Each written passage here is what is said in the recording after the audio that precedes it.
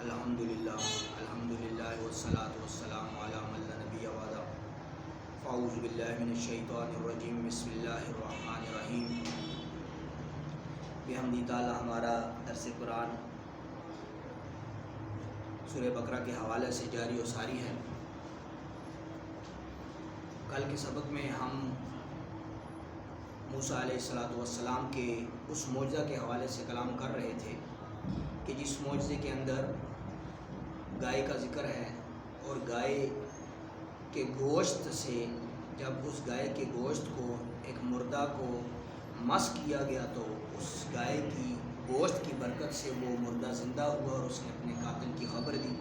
اس حوالے سے ہمارا کلام چل رہا تھا تو رب ذوالجلال نے ارشاد فرمایا وَإِذْ قَتَلْتُمْ، جب تم قتل کرتے ہو نفساً فَادَّارَأْتُمْ فِيهَا، اور پھر ایک دوسرے سے جھگڑتے ہو، یعنی ایک دوسرے کو پر الزام لگاتے ہو۔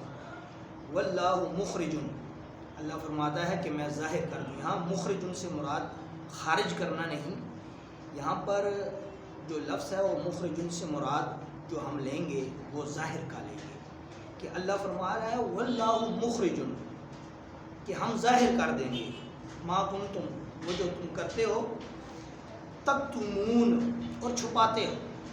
تو واللہ مخرجن پر ہمارا کلام پہنچا تھا۔ یہاں پر ہم نے یہ عرض کی تھی سامعین کے ہاں کہ اللہ فرما رہا ہے واللہ مخرجن، اللہ فرماتا ہے کہ میں ظاہر کر دوں گا ما کنتم، وہ عمل جو تم کر رہے ہو، تکتمون، اور اس کو چھپا رہے ہو، یعنی خفیہ جو اعمال تم کرتے ہو، اللہ فرماتا ہے کہ واللہ مخرجن، میں اس کو ظاہر کر دوں گا۔ یہاں پر ہم نے کلام کیا کہ اللہ تعالیٰ چاہے برائی ہے یا اچھائی ہے اس کو تین اعتبار سے ظاہر کرتا ہے۔ ایک نبی کے معجزے سے ظاہر کرتا ہے، وہ رات وہ اعمال افعال جو 7 پردوں میں چھپ کر کیے ہوتے ہیں وہ نبی کے معجزے سے ظاہر کرتا ہے، اور یا اس کو اللہ کے ولی کی کسی کرامت سے ظاہر کرتا ہے، اور یا اللہ اپنی قدرت سے ظاہر کرتا ہے۔ 3 مقام۔ اب معجزے میں جو اللہ تعالیٰ راز کو ظاہر کرتا ہے اس میں ہم نے پیارے موسیٰ کا واقعہ بیان کیا کہ ایک بھتیجے نے اپنے چچا کو قتل کیا، تنہائی میں قتل کیا، لیکن اللہ نے قرآن کے اندر پیارے موسیٰ کے معجزے سے، یہی معجزہ جو پیچھے سے بیان ہوتا چلا آ رہا ہے پچھلے دروس کے اندر، تو اس معجزے سے اللہ نے اس راز کو ظاہر کر دیا کہ جو قتل 7 پردوں میں چھپا ہوا تھا، اللہ نے نبی کے معجزے سے اس کو ظاہر کر دیا کہ قاتل کون ہے۔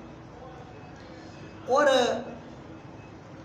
ولی کی کرامت سے جو قرآن کے اندر سورہ نمل کی آیت نمبر 40 میں نے تلاوت فرمائی اور اس کے اندر اس کا ترجمہ کیا کہ اللہ تعالیٰ نے اس راز کو، کہ جب وہاں پر سلیمان علیہ السلام نے یہ سوال کیا کہ ملکہ بلقیس کا تخت کہاں ہے، تو اس راز کو ظاہر کرنے کے لیے وہاں پر حضرت آصف بن برخیہ رحمۃ اللہ تعالیٰ علیہ جو اس دور کے ولی تھے، ان کی کرامت سے رب نے ظاہر کیا۔ اب یہاں پر ایک نقطہ، علمی نقطہ ہے، بیان کر دوں۔ یہاں پر محققین فرماتے ہیں کہ جب آصف بن برخیہ رحمۃ اللہ تعالیٰ علیہ نے کہا نا کہ میں پلک جھپکتے میں اس تخت کو حاضر کروں گا، یہاں پر محققین فرماتے ہیں کہ یہ ایک قول یا ایک کرامت نہیں، یہاں 3 کرامتیں۔ پہلی کرامت یہ ہے کہ حضرت آصف بن برخیہ بیٹھے سلیمان علیہ السلام کے پاس، اور تخت بلقیس ہزاروں میل دور موجود ہے، لیکن اللہ نے یہ ان کو روحانی طاقت اور تصرف عطا کیا کہ انہوں نے وہاں بیٹھ کر بتا دیا کہ اس وقت ملکہ بلقیس کا تخت کہاں ہے۔ اس تفسیر کے اندر انشاءاللہ جب ہم سورہ نمل پڑھیں گے تو اس واقعے کو تفصیل سے بیان کریں گے، ابھی میں ضمناً بیان کر رہا ہوں۔ ایک کرامت تو یہ کہ بیٹھے پیارے سلیمان علیہ السلام کے پاس ہیں، لیکن یہ بتلا رہے ہیں کہ مجھے خبر ہے کہ وہ جو ملکہ بلقیس کا تخت ہے وہ کہاں ہے۔ دوسرا، جب انہوں نے یہ کہا کہ ہم اس کو پلک جھپکنے میں یہاں پر حاضر بھی کر سکتے ہیں، یہ ایک علیحدہ سے کرامت ہے کہ ان کو اللہ نے وہ طاقت بخشی ہے، اور ان کو اس بات پر خبر ہے کہ اگر میں یہ دلیل پیش کر رہا ہوں، سامنے کوئی عام انسان تو بیٹھا نہیں ہے، سامنے زمانے کا اور وقت کا نبی بیٹھا ہے اور پیارے سلیمان علیہ السلام جیسی ہستی بیٹھی ہے، اور وہ کہہ رہے ہیں اور وہ بتلا رہے ہیں کہ میں پلک جھپکنے میں، یہ قرآن کے الفاظ نص قرآنی سے، کہ میں پلک جھپکنے میں اس کو یہاں پر حاضر بھی کر سکتا. یہ دوسری کرامت. تیسری کرامت اس میں یہ ہے کہ ان کو اس بات کی بھی خبر ہے کہ اگر یہ کرامت اگر میں نے نہ دکھائی تو 39ویں جو آیت ہے اس کا اگر ترجمہ میرے سامعین دیکھ لیں، قرآن کو کھول کر اس کا ترجمہ اگر اللہ توفیق دے، تو اس میں ایک جن نے کہا ہوا ہے، اس نے پہلے کہہ دیا تھا کہ میں کچھ گھنٹے مجھے دیں تو میں لا کر دکھاتا ہوں. تو حضرت آصف بن برقیہ رحمۃ اللہ تعالیٰ علیہ کی یہ تیسری کرامت بنتی ہے کہ انہوں نے یہ ظاہر کیا کہ یہ شیطانی تصرفات کی جو پاور ہے اس سے بڑھ کر اگر ایک شیطان نے ایک جن کو اتنی پاور دی ہوئی ہے کہ وہ اتنے ہزاروں میل دور سے بلکہ بلقیس کا تخت کو لا سکتا ہے، تو کیا اللہ کے ولی کو اللہ نے یہ طاقت نہیں دی کہ وہ پل بھر میں ملکہ بلقیس کے تخت کو حاضر کر سکے؟ یہ بھی ایک کرامت ہے. تو یہ ایک انشاءاللہ جب سورہ نمل پڑھیں گے تو اس کو بیان کریں گے، اس کی دقائق بیان کریں گے. تو یہاں پر ایک جملہ میں نے یہ عرض کیا تھا کہ ایک ہوتا ہے نبی کا معجزہ اور ایک ہوتا ہے ولی کی کرامت. نبی کے معجزے کا انکار کفر ہوتا ہے، کیونکہ نبی پر ایمان لانا، تمام انبیاء پر ایمان لانا یہ جزو ایمان ہے کہ جب ہم آمنت باللہ و ملائکتہ و کتبہ و رسلہ والیوم الآخر، یہ سب ایمانیات کے حصے ہیں، تو اس میں ہم نبیوں پر بھی ایمان لائے ہوئے ہیں. اور نبی کے معجزے کا انکار کرنا نبی کی بے ادبی کہلاتی ہے. اس اعتبار سے چونکہ فقہ کا مسئلہ آ گیا بیچ میں بیان کر دیتے ہیں، تو کسی بھی نبی کے معجزے کا انکار کرنا اس نبی کی بے ادبی میں شامل ہوتا ہے.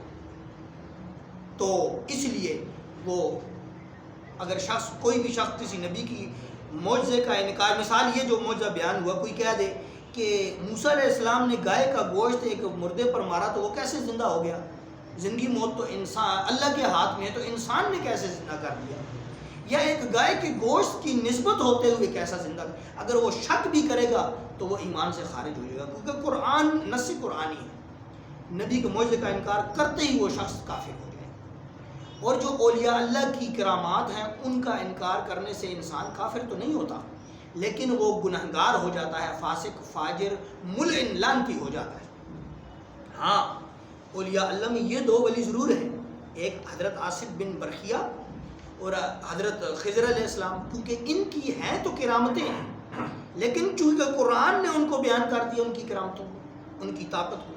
اگر کوئی خدا نخواستہ اللہ نہ کرے حضرت آصف بن برقیہ کی اس معجزہ کہہ رہا ہوں، ان کے جو کرامت ظاہر ہوئی، اس کرامت میں شک کرے کہ یہ کیسے ہو سکتا ہے کہ ایک اللہ کے ولی کو اتنی طاقت ہوگی کہ وہ پل بھر میں ہزاروں میل دور کا تخت اٹھا کر سلیمان علیہ السلام کے سامنے لا رہا ہے. اگر وہ شک بھی کرے گا تو وہ کافر ہو جائے گا.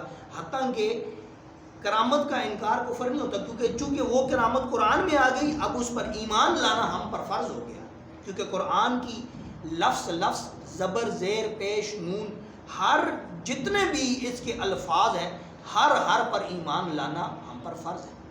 ایک لفظ کا انکار بھی قرآن میں کیا جائے تو وہ کافر ہو جاتا ہے. تو یہ تو میں نے ایک معجزے سے ظاہر کیا کہ اللہ نے رازوں کو معجزے سے ظاہر کیا، یہ واللہ مخرج کے تحت کلام کرنا.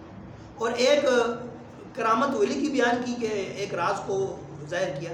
اب یہاں پر ایک نقطہ بیان کرتا ہوں کہ قدرت بھی غیب کا علم دے دیتی ہے کبھی کبھی. اس پر ایک حکایت سنیں آپ. اللہ اکبر. ایک شخص نے ایک شخص کو قتل کرنے کے پیسے لیے، پیسے لے کر کے میں اس کو قتل کروں. اس کو پھر دوست بنایا، دوست بنا کر اس کو جنگل میں لے گیا اس کو قتل کرنے.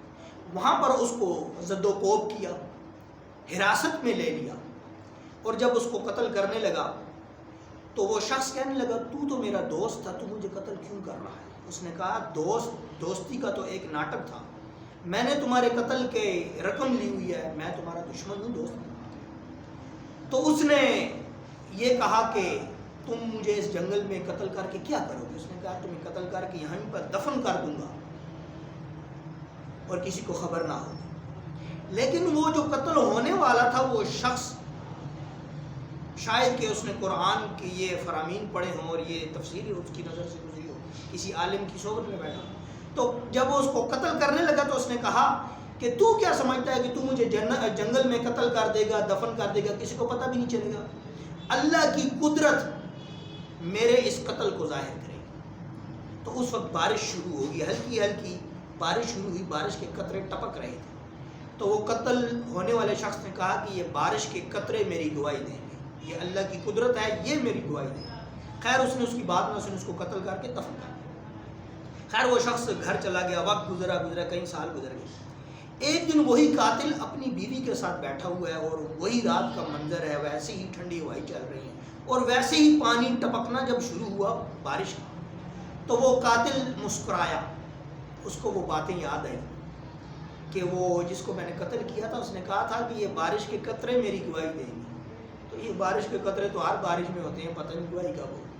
تو جب وہ مسکرایا تو پاس بیٹھی بیوی نے جب دیکھا کہ میرا شوہر مسلسل مسکرا رہا، اب یہ جو عورتیں ہوتی ہیں یہ ان میں وسوسہ بہت زیادہ ہوتا ہے، کیونکہ ان کے اندر وساوس کی کیفیات زیادہ ہوتی ہیں اور ان کے اندر شک کرنے کا زیادہ اثرات ہوتے ہیں۔ تو اب بیوی کے ذہن میں یہ شک آیا کہ میرا خامن پتہ نہیں کیوں مسکرا رہا ہے، بار بار کیوں مسکرا رہا ہے۔ تو اس نے پوچھا کہ تم کیوں مسکرا رہے ہو؟ اس نے نہیں بتایا، اس نے ضد پکڑ لی۔ اب خامن کیسے بتاتا کہ میں نے قتل کیا تھا تو اس شخص نے یہ کہا تھا، تو وہ بات بتانا نہیں چاہتا، لیکن عورت کو شیطانی طور پر یہ تصرف حاصل ہے، یہ اس کے پاس قدرت ہے اور شیطانی طور پر ان کے پاس یہ گر ہوتے ہیں کہ وہ اپنے خامن سے بات اگلوا لیتی ہیں۔ یہ ایک تلخ حقیقت بیان کر رہا ہوں، کوئی میری اس بات سے ناراض نہ ہو۔ تو اس بیوی نے بہت تنگ کیا خامن کو، آخر بات اگلوا لی۔ اس خامن نے اپنی بیوی کو بتایا کہ ایک جنگل میں ایک شخص کو قتل کر رہا تھا، وہ اتنا بے وقوف اور نادان شخص تھا، وہ مجھے کہہ رہا تھا کہ تم مجھے جنگل میں قتل کر رہے ہو، میری اس گواہی، اس قتل کی گواہی اللہ کی قدرت دے گی اور یہ بارش کے ٹپکتے ہوئے قطرے دے گی۔ یہ بات کی تو پھر اس بیوی کو اطمینان ہوا کہ واقعی یہ بات۔ خیر رات گزری، صبح جب وہ بیوی اس کی بیدار ہوئی، یہ بھی آپ بہتر جانتے ہیں کہ عورت کی صفت کے اندر یہ صفت ہے کہ وہ راز کو راز نہیں رکھ سکتی، تو اس کو بے چینی ہوئی کہ میں اس گفتگو کو کسی کو سناؤں۔ تو وہ پڑوسن کے پاس گئی، اس کو کہتی ہے بہن نے ایک آپ کو بات سناتی ہوں بڑی عجیب و غریب، لیکن کسی کو بتانا نہیں ہے۔ اس نے کہا کیا بات ہے؟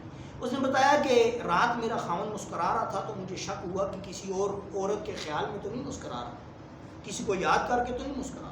جب میں نے ضد کی تو اس نے بتایا کہ میں نے قتل کیا تھا ایک نادان شخص کو، وہ نادان کہتا تھا کہ بارش کے قطرے میری گواہی دیں گے، اللہ کی قدرت گواہی دے گی۔ یہ بات اس کو سنا کر پڑوسن کو ساتھ یہ کہہ رہی ہے کہ کسی کو بتانا نہیں۔ اس نے کہا اچھا بہن بالکل بے فکر ہو جاؤ، نہیں بتاؤں۔ شام ہونے سے پہلے پڑوسن کے پیٹ میں درد شروع ہو گیا کہ اب یہ راز میں اگلوں۔ وہ اگلی پڑوسن کے پاس چلی گئی، وہاں پر کہانی سنا کر کہتی بہن کسی کو بتانا نہیں۔ اس نے کہا بالکل ٹھیک ہے۔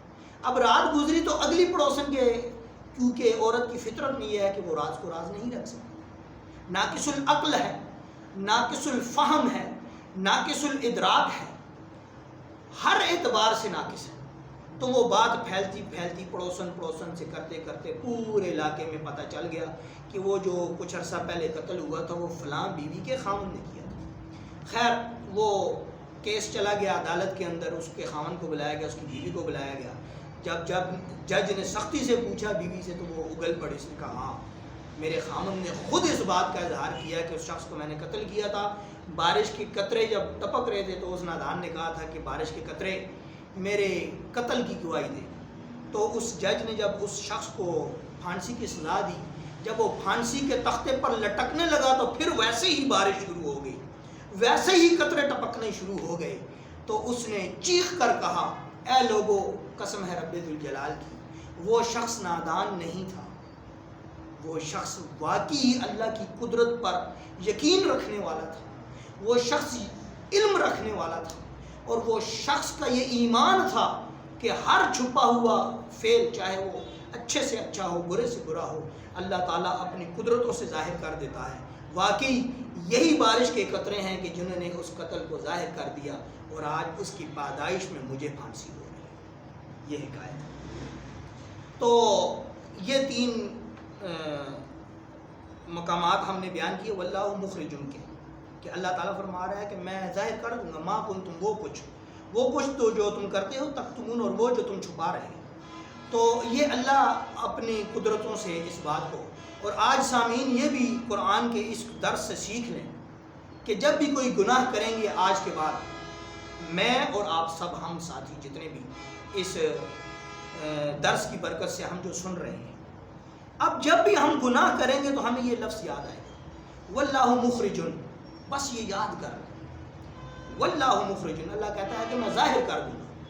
تو جتنے پردوں کے اندر بھی ہم گناہ کریں گے، چاہے وہ 7 پردوں کے اندر گناہ کریں گے، اللہ کسی نہ کسی قدرت سے اس کو ظاہر فرما دے گا. اور نیک عمل بھی ہم چاہے جتنا ہی چھپ کر کیوں نہ کر لیں، ایک نہ ایک دن وہ ظاہر ہو جائے گا. یہ اللہ کا وعدہ ہے، قرآن کے الفاظ ہیں. اس پر ایمان ہمارا ایمان ہے کہ اللہ ہر چیز کو ظاہر کر دیتا ہے، چاہے وہ 7 پردوں میں چھپا ہوا گناہ ہو، چاہے وہ 7 پردوں میں چھپا ہوا نیک عمل ہو، اللہ اس کو ظاہر فرما دیتا ہے.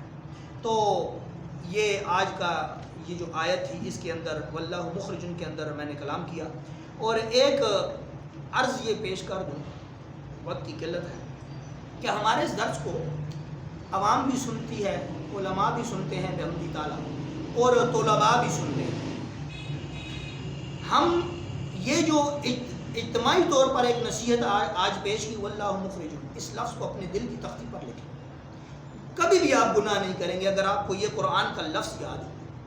آپ 7 پردوں میں بھی گناہ کریں گے تو آپ کو یاد آئے گا کہ واللہ مخرجن، اللہ تو اس کو ظاہر کر دے گا، اور ظاہر ہو جاتا ہے.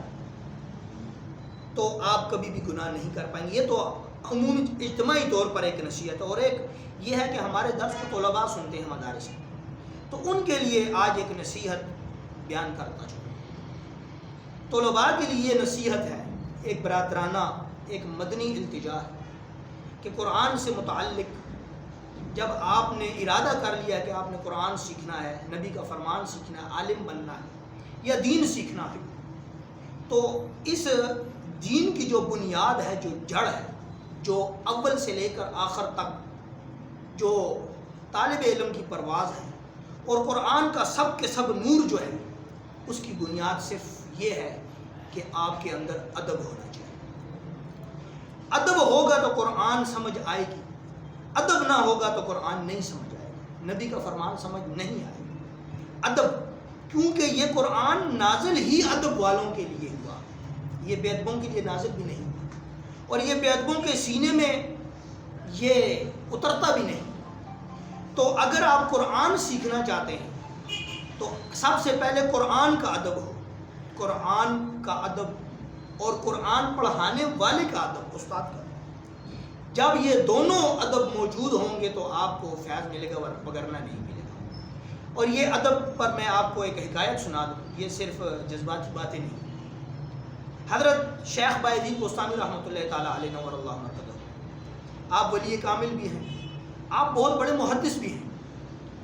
آپ سے کسی نے سوال کیا کہ آپ نے اتنا بڑا قرآن و حدیث کا علم کہاں بیٹھ کر حاصل کیا، اتنی معرفت کا کلام آپ نے کب حاصل کیا؟ تو شیخ بایزید بستانی رحمۃ اللہ علیہ کی آنکھوں میں آنسو جاری ہو گئے اور کہتے ہیں قسم ہے رب ذوالجلال کی، یہ میں نے علم کوئی کتابوں سے پڑھ کر حاصل نہیں کیا، میں نے کوئی بہت وقت لگا کر یہ علم نہیں حاصل کیا. قسم اٹھا کر یہ کہا کرتے تھے کہ یہ فیض اور یہ جو برکت ہے یہ میرے استاد محترم امام جعفر الصادق رحمۃ اللہ تعالیٰ علیہ آپ کے ادب کی برکت سے مجھے عطا. اور شیخ فرید الدین عطار رحمۃ اللہ علیہ نے اس کو لکھا کہ شیخ بایزید اپنے استاد امام جعفر الصادق کا اس طرح احترام کرتے تھے. اب دیکھیں، اگر استاد امام جعفر الصادق جیسی عظیم ہستی ہو تو شاگرد بایزید بن نہیں جاتے. تو امام جعفر صادق رحمۃ اللہ علیہ ایک دفعہ سبق، جس طرح ابھی میں سبق پڑھا رہا ہوں، آپ سب بیٹھے ہیں، اسی طرح امام جعفر صادق سبق پڑھا رہے تھے تو ان کو ایک کتاب کی ضرورت پڑ گئی. تو قریب ہی شیخ بایزید جلوہ افروز تھا، تو امام جعفر صادق نے اپنے شاگرد شیخ بایزید کو کہا کہ جاؤ میرے گھر کے فلانے کمرے میں فلاں طاق کے اندر فلاں کتاب ہے الماری کے اندر، وہ لے آؤ۔ تو جب آپ نے یہ کلام کیا، اب یہ شیخ فرید الدین اتار نے تذکرۃ الاولیاء کتاب کے اندر حوالہ لکھا، فرماتے ہیں کہ شیخ بایزید آپ نے ہاتھ جوڑ کر اپنے استاد محترم سے معافی مانگ لی۔ تو امام جعفر صادق پوچھتے ہیں کہ اس کی وجہ کیا ہے؟ تو شیخ بایزید رحمۃ اللہ علیہ فرماتے ہیں کہ استاد محترم 12 سال ہو گئے ہیں کہ میں آپ سے حدیث پڑھ رہا ہوں، لیکن 12 سال میں کبھی بھی میں نے اپنی نگاہ کو زمین سے اور آپ کے قدمین شریفین سے اوپر نہیں کیا۔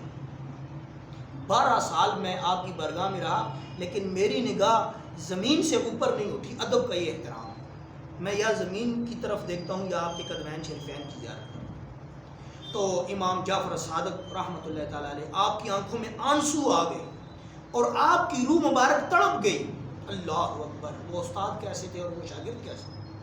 تو امام جعفر صادق رحمۃ اللہ علیہ نے اپنی جھولی کو آسمان کی طرف پھیلا لیا اور رو کر دعا کرتے ہیں، اے رب ذوالجلال، اگر ایک استاد کی دعا تو شاگرد کے حق میں قبول کرتا ہے تو اے رب ذوالجلال، میں امام جعفر صادق استاد ہو کر یہ دعا کرتا ہوں کہ اے رب ذوالجلال، میرے اس شاگرد بایزید بسطامی کو معرفت کا اعلیٰ ترین درجہ عطا کر۔ وہ دعا قبول ہوئی۔ اور پھر اگلے دن جب پڑھنے آئے بایزید تو امام جعفر صادق، چونکہ آپ کو یقین تھا اللہ پر، آپ نے مسکرا کر کہا، اے بایزید، میری دعا کو اللہ نے قبول کر لیا ہے، اب تمہیں پڑھنے کی ضرورت نہیں ہے، اب کل کائنات تم سے معرفت حاصل کریں گے۔ اور داتا صاحب رحمۃ اللہ علیہ کشف المحجوب کے اندر لکھتے ہیں، داتا صاحب جیسے عظیم اللہ کے ولی فرماتے ہیں کہ کل کائنات کے سب ولی مل کر اگر ان کے مدارج کو دیکھا جائے تو 10 اولیاء اللہ ایسے ہیں جو کل جہان کے ولیوں کے امام ہیں، اور ان 10 میں سے ایک بایزید بسطامی ہے۔ اور ذاتی طور پر اس فقیر کا یہ جملہ ہے، اگر کوئی اس معاملے میں ہم سے گفتگو کرنا چاہے تو ہم حاضر ہیں، یہ ہمارا ایک وجدان ہے۔ ہم یہ کہتے ہیں کہ اگر ان 10 میں سے، داتا صاحب نے تو 10 اماموں کا کلام کیا، ہم یہ کہتے ہیں، فقیر یہ کہتا ہے کہ ان 10 اماموں میں سے اگر مدارج کے اعتبار سے دیکھا جائے تو بحمدہ تعالیٰ شیخ بایزید بسطامی کو وہ مقام حاصل ہے کہ ان 10 میں سے افضل و اعلیٰ معرفت پر اگر کوئی مقام حاصل ہوا تو وہ شیخ بایزید بسطامی کو ہوا۔ اس پر ہم دلائل پیش کر سکتے ہیں۔ بحمدہ تعالیٰ کوئی بھی شخص جو تصوف جاننے والے ہوں، علماء ہوں، اہل علم لوگ ہوں، وہ ہم سے رابطہ کریں، اس بات پر ہم پر کلام کریں، ہم دلائل دینے کو تیار ہیں کہ شیخ بایزید کو اللہ نے پھر وہ مقام دیا، وہ مقام دیا، وہ مقام۔ شیخ بایزید بسطامی رحمۃ اللہ علیہ فرماتے ہیں کہ اللہ تعالیٰ نے جب اولیاء اللہ کی روحوں کو عطا کرنا شروع کیا تو بس اللہ نے جو کچھ عطا کیا سب ولی اس پر راضی ہوتے چلے گئے۔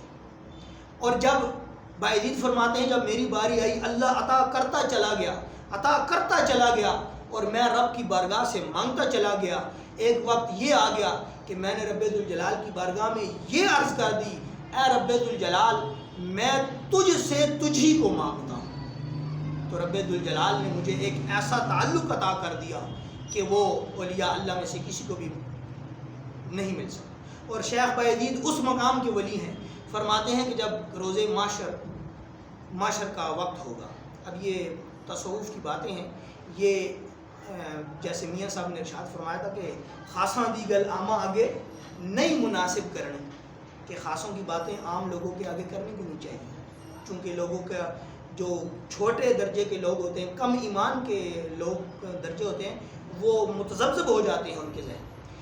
بایزید فرماتے ہیں کہ میرا رب سے ایسا تعلق ہو گیا ہے کہ روز معاشر رب ذوالجلال جب لوگوں کو جنت اور دوزخ کا فیصلہ کر رہا ہوگا تو میری یہ تمنا ہوگی، لوگ جنت اور دوزخ میں چلے جائیں گے تو میں رب کی توجہ حاصل کرنے کے لیے اتنی شدت سے رہوں گا، اتنی شدت سے گڑ گڑا کر اللہ کی بارگاہ میں رہوں گا کہ دوزخی دوزخ سے سر اٹھا اٹھا کر دیکھیں گے اور جنتی جنت سے سر اٹھا اٹھا کر دیکھیں گے کہ یہ دیوانہ کون رو رہا ہے۔ یہ مقام ہے شیخ بایزید۔ اور جنتی اور دوزخی مل کر پوچھیں گے یہ دیوانہ کون رو رہا ہے اور کیوں رو رہا ہے، تو رب ذوالجلال ارشاد فرمائے گا یہ میرا دیوانہ بایزید ہے جو میری توجہ اور میرے نور کی طرف التجا کر رہا ہے اور التفات کر رہا ہے، یہ میرا دیوانہ بایزید ہے اس مقام پر۔ تو طلباء کے لیے میرا درد مندانہ جملہ کہ اس وقت تک آپ کو نہ قرآن سمجھ آئے گا نہ نبی کا فرمان سمجھ آئے گا، یہ نور قلب میں نہیں اترے گا کہ جب تک آپ کے دل کے اندر ادب نہیں ہوگا۔ ادب ہوا تو انشاءاللہ اللہ تعالیٰ قرآن کا نور بھی عطا فرمائے گا، نبی کے فرمان کا نور بھی عطا فرمائے گا، فقہ کا علم بھی عطا فرمائے گا، تمام فنون بھی عطا فرمائے گا۔ ادب ہی اول سیڑھی ہے اور ادب ہی آخری سیڑھی ہے۔ دعا ہے رب ذوالجلال ہم سب کو ادب کی توفیق عطا فرمائے اور قرآن کی محبت عطا فرمائے۔ وما توفیقی الا باللہ۔